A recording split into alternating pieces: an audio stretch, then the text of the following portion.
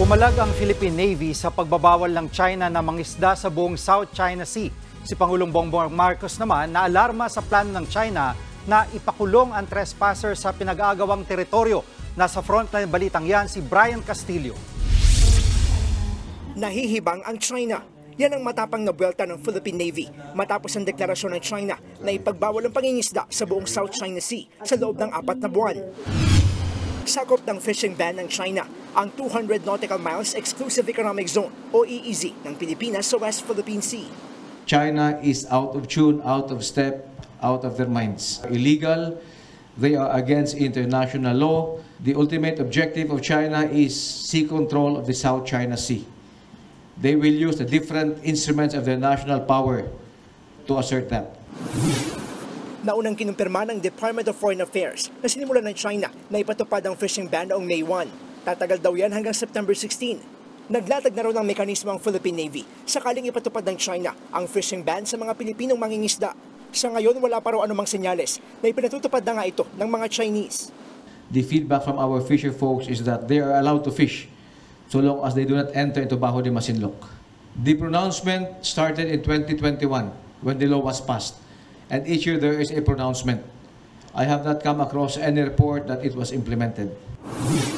Sa katunayan, nabawasan pa nga ang mga barko ng China na umaaligid sa Panatag Shoal. Mula sa 55 barko ng Chinese militia, Chinese Coast Guard at Navy ng China, 19 na Chinese vessels na lang ang nakitang nasa Panatag Shoal. Hindi naman daw dapat mangamba ang mga Pilipinong mangingisda sa fishing ban ng China.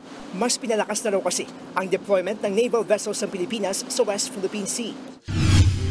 Para naman kay Pangulong Bongbong Marcos, walang bago sa fishing ban.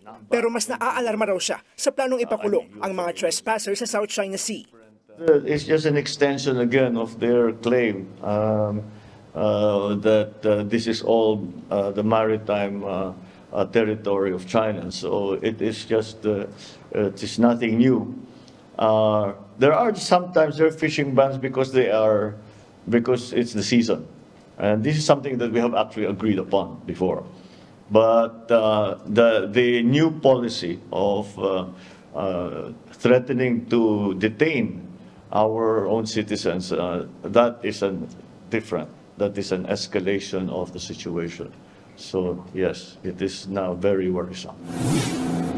Sinusubukan naman ng Pilipinas na mapayapang resolbahin ang issue sa West Philippine Sea sa pamamagitan ng pagpupulong kasama ang mga opisyal ng China. Nagbabalita mula sa frontline, Brian Castillo, News 5. Mga kapatid, Jiggy Manikad po, iba na ang may alam at may pakialam sa panahon ngayon. Para sa konkreto, kumpleto at komprehensibong balitaan sa frontline, mag-follow at mag-subscribe sa social media pages ng News 5.